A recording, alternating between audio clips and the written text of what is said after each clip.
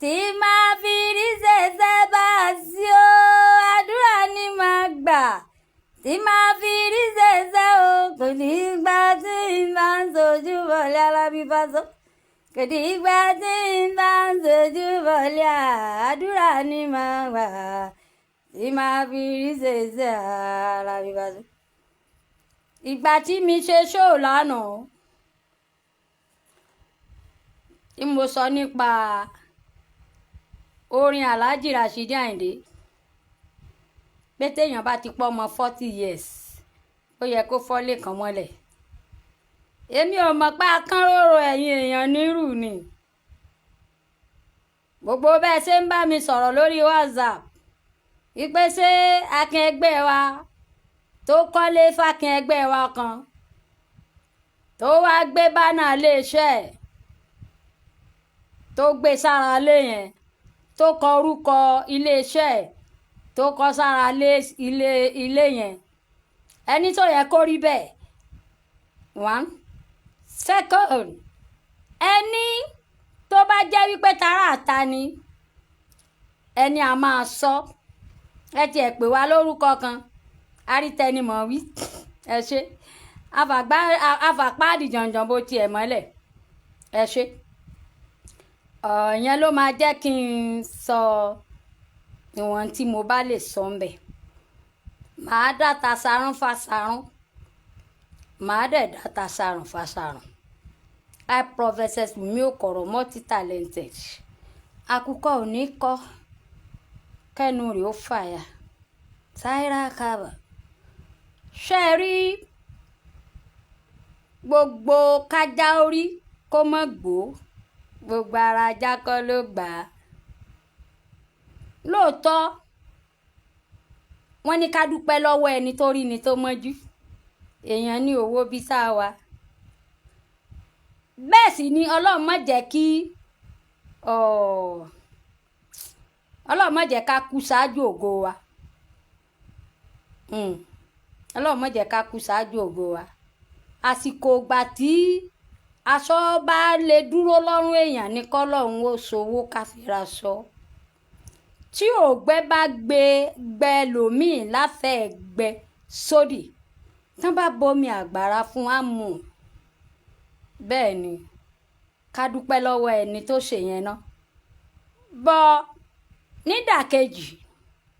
tí èèyàn bá fàgbò fẹ́ẹ́gún èèyàn máa ń jókun ẹ̀ sílẹ̀ ni. Bẹ́ẹ̀ ni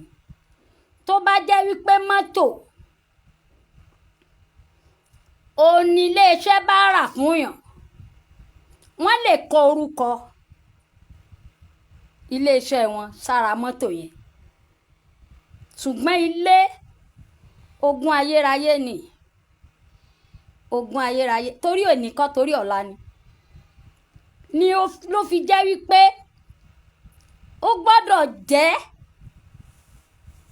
nǹkan èèyàn personally tí ò ní jẹ́ ipa alájọpín bíi fíìmù bàbá wa bàbá Gébú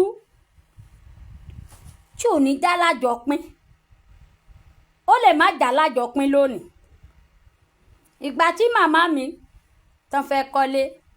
òkò náà máa ń fi múlẹ̀ ńgbà yẹn. Ìgbà tó yá àtàgbà tán ti kọ́lé yẹn tán náà wọ́n sọ pé bàbá tó fún wọn nílẹ̀ wọ́n ra lẹ̀ yẹn ni o. Àmọ́ ńgbà tí àwọn ọmọ tí wọ́n gbọ́njú wọ́n ní kí màmá mi kó tó wò lẹ̀ yẹn san o. Gbà tí màmá mi fẹ́ rèsì ilé ẹ̀ tó fẹ́ gbé love share wọ́n ní kí màmá mi please I'm program who is this I'm program. Gbà tán rí wípé màmá mi ẹjọ́ má bínú àwọn èèyàn náà ń béèrè ni. Gbà tán rí wípé màmá mi ó fẹ́ gbélé yẹn love share àwọn ọmọ bàbá yẹn dìde kò dẹ̀ sí bàbá yẹn láyé mọ́. Wọ́n ní àwọn fẹ́ tún ilẹ̀ yẹn tà fún màmá mi torí ọjọ́ ọ̀la ni ò fi yẹ kó sí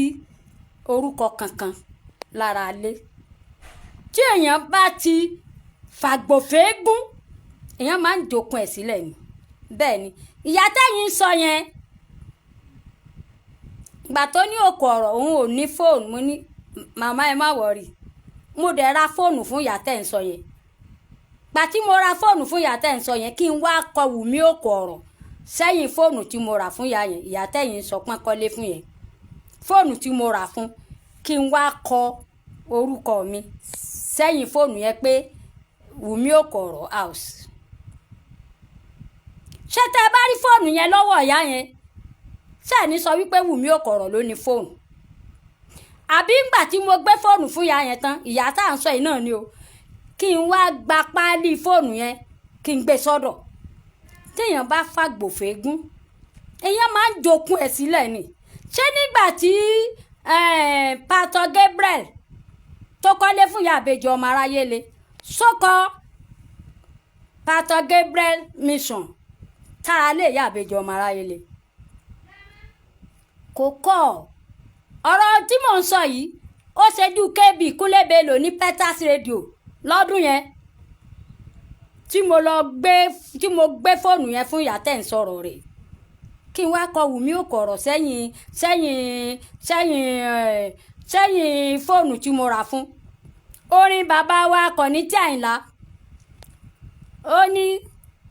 ká lè mọ̀ pé Ìjàpá re ṣọ́ọ̀ṣì wọ́n ní Ìjàpá òkú abọ̀ o ó ní ògo ni fún bàbá ògo ni fún ọmọ ògo ni fún ẹ̀mí mímọ́ exactly bó ṣe rí nìyẹn ó dàbí ìgbà tí wọ́n bá rán yàn ní Mẹ́kà tẹ́ni tán rán Mẹ́kà tó wá dé tó tún lọ ilé ọtí kò lè má rí bẹ́ẹ̀ torí ilé ọtí ló ti mú jẹ tó o bá fẹ́ rán mi ní Mẹ́kà tán pè ó dẹ̀ gbọ́ ẹni tó ń kànlẹ̀kùn yẹn gbọ́ pé mò ń ṣe program lọ́wọ́ ẹ fi òwú elépo sétí ẹ má bínú again àwọn èèyàn ń béèrè mi ni wọn mọ̀ pé mò ń ṣe program lọ́wọ́ tí ó bá rán mi ní Mẹ́kà irú 7 million yẹn tó kó fún mi kí n fi ṣe business tí mi ìbá kí n ṣe oníjẹgúdúragúdú tó kọ́lé páànù síkùn kó tó ọdún míì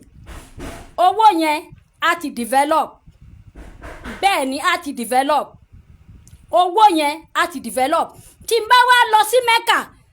tí mo bá dé ó jẹ́ wípé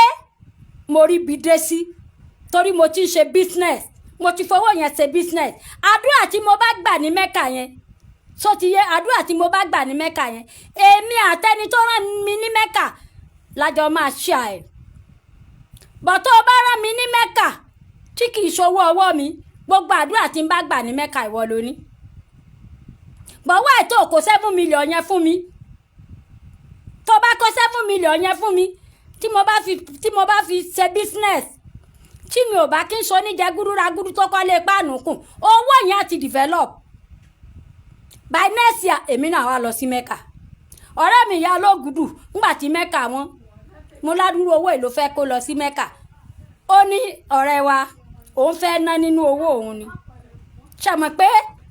pé ó ti ná nínú owó ẹ̀ nìyẹn ṣàmọ̀ pé ó ti ná nínú owó ẹ̀ náà o ibi tí mo wá ń lọ leléyìí tí èèyàn bá fàgbòfégún èèyàn máa ń dúró okun ẹ̀ sílẹ̀ ní ẹni tá à ń sọ̀rọ̀ báyìí tó kọ́lé fún yàn yìí kì í sọ̀tá mi o ìyá wa ni ó pè mí tó bá fẹ́ pè mí dídí tí nìjà tó máa fi pè mí níyà wa ò ní wípé ìgbà tí ọ̀gá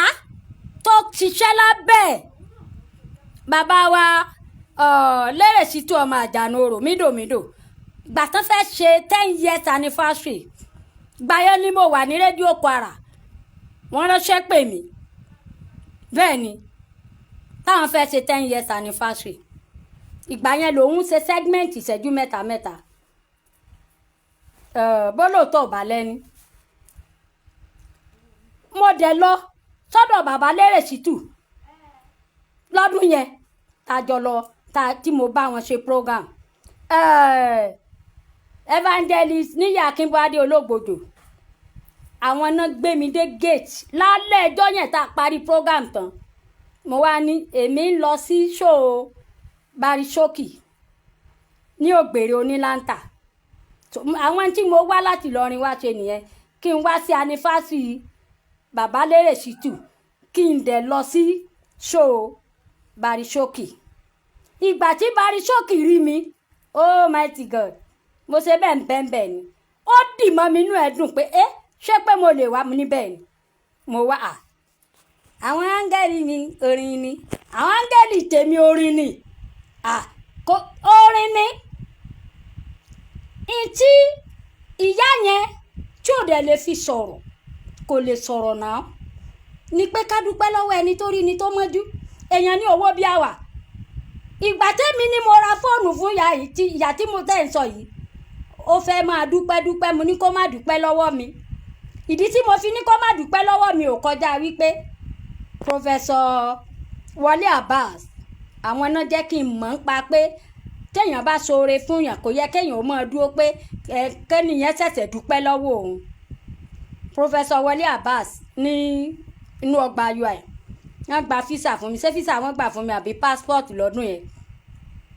mo wá máa ń dúpẹ́ lọ́wọ́ wọn wọ́n ní prophetess yé máa dúpẹ́ lọ́wọ́ àwọn mọ̀ wọ́n ní sẹ́mi ìfẹ́ kọ́ lọ́wọ́ wọn fáwọn ní ládàá ni sọ ọwọ́ mi ni mo ti fẹ́ fáwọn ní ládàá ni ìyẹn ló wá mú mi tó fi jẹ́ pé tí n bá ṣe nǹkan fún yàn mi ì ní sọ wípé túláàsì kéèyàn dúpẹ́ lọ́wọ́ mi mo gbé mọ́tò fún yàn òun àtìyàwó ẹ̀ wọ́n wá dúpẹ́ lọ́wọ́ mi mọ́tò pé ẹ máa fi ṣiṣẹ́ mo ní mo bùn yín ni ọjọ́ tá ẹ bá tún ti wá dúpẹ́ lọ́wọ́ mi ẹ máa wo fíìmù